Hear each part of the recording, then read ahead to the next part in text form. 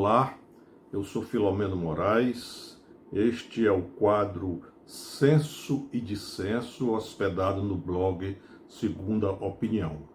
Hoje eu queria falar sobre um tema extremamente relevante e que tem ocupado as nossas preocupações nas últimas 2 semanas, que é o tema da CPI da Covid. A CPI da Covid, depois de marchas e contramarchas, foi finalmente inaugurada e tem desempenhado suas funções, no meu modo de ver, a contento, pelos resultados parciais até o momento. Por conseguinte, me parece que a CPI apresenta mais elementos de superávit do que déficit de resultados. Esta semana teremos um depoimento que se afigura extremamente importante e muito esperado, que é o do general de intendência e ex-ministro da Saúde. O general, o ex-ministro da Saúde, tem sido um tanto recalcitrante na sua ida à CPI, dado que inicialmente se escusou por um motivo relativo à doença e depois foi ao Supremo Tribunal Federal pedir um habeas corpus no sentido de ser assegurado o direito ao silêncio.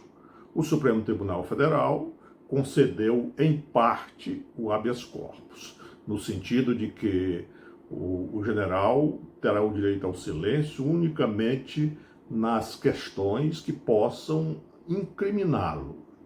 Entretanto, não pode se furtar e, para tanto, vai ter que assumir o compromisso de dizer a verdade e não omitir a verdade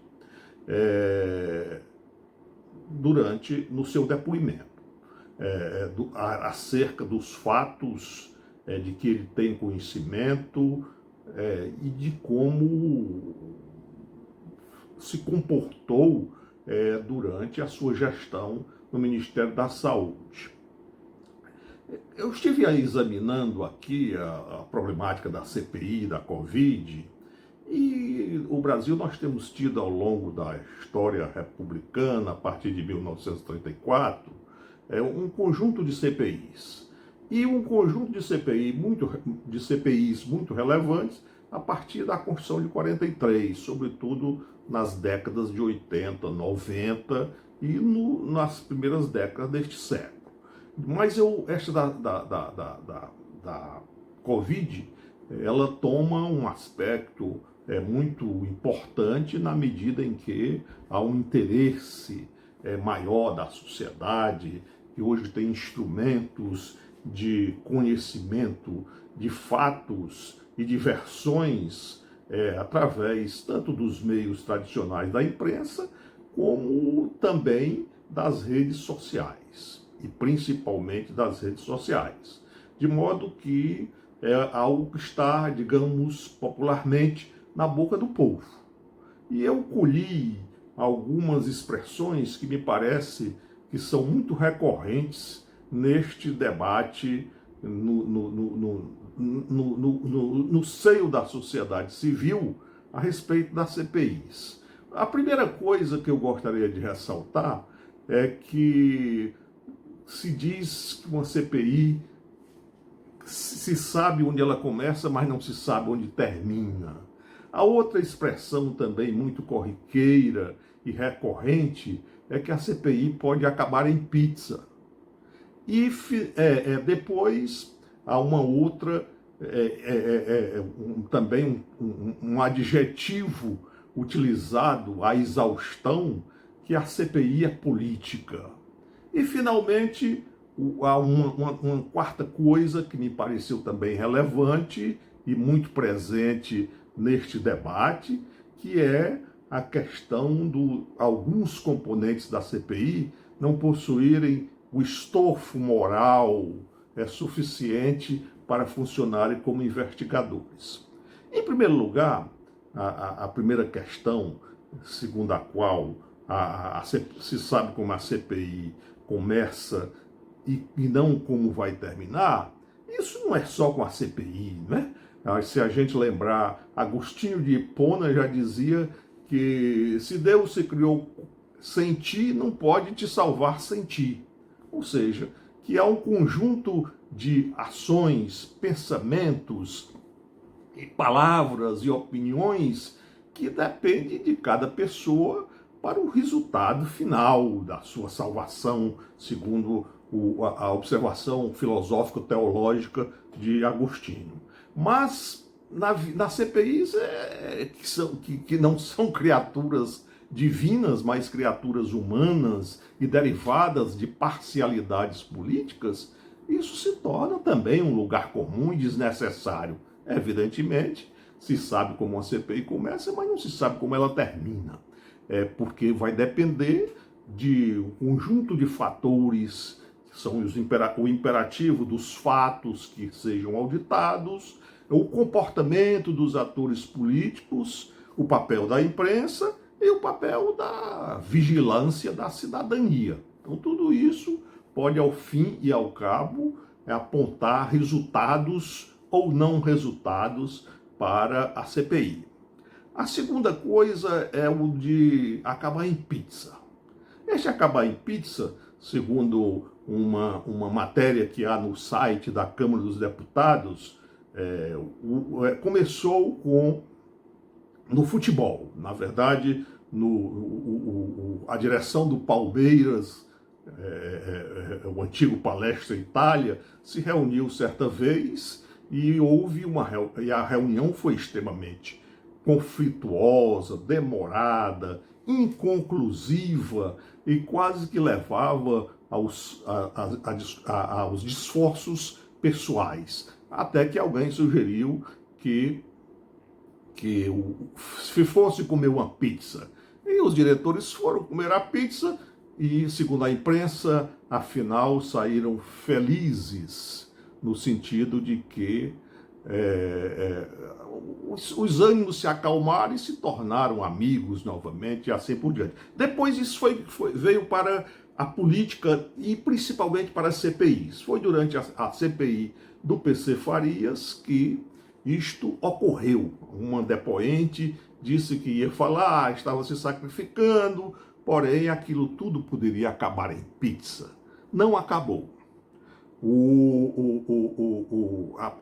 A CPI do PC Farias acabou levando ao impeachment do presidente Collor. Então, digamos, há CPIs que se tornaram pizzas e outras que não. Digamos, depois teve-se a CPI dos bingos, a CPI dos Correios e a CPI da Petrobras, que tiveram resultados muito profundos e graves, né? Depois tem a outra questão de que a CPI é política. Ora, o inquérito parlamentar não é um inquérito como os feitos pela polícia, pelo judiciário, pelo Ministério Público. Ele é realmente político, é da natureza dele ser político.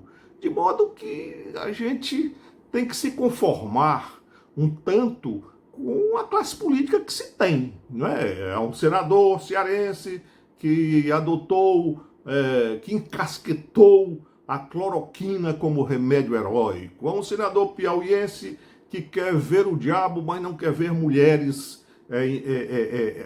interrogando os depoentes. Há um senador alagoano que quer voltar às graças do poder depois de determinadas derrotas políticas. Há um senador de Rondônia que com a sua eloquência quer afirmar a beatitude do presidente Bolsonaro. E assim por diante. Esses são os políticos que nós temos. Cuidemos para aperfeiçoá-los. E, finalmente, a problemática do questionamento moral dos componentes da CPI. A gente não tem como fazer diferente. Me parece que o julgamento deve ser mais político, o critério de avaliação deve ser mais político e não moral. Se nós pensarmos que todo o espectro político ideológico, PT, PSDB, PP, que hoje antigamente o Partido Popular, hoje o Progressistas, os seus 3 presidentes estiveram concomitantemente na cadeia muito recentemente. Então, digamos, me parece que o critério moral será o melhor para a avaliação. Dito isto, eu espero que a CPI apresente resultados. Afinal de contas, nós temos quase 440 mil mortos e milhões de mortos-vivos pela dor e pelo desespero, e que isso faz com que se tenha a obrigação de encontrar os responsáveis, para afinal os seus crimes comuns e crimes de responsabilidade sejam analisados pelo judiciário e pelo legislativo, e os seus crimes políticos sejam punidos através dos resultados das urnas eletrônicas. Muito obrigado.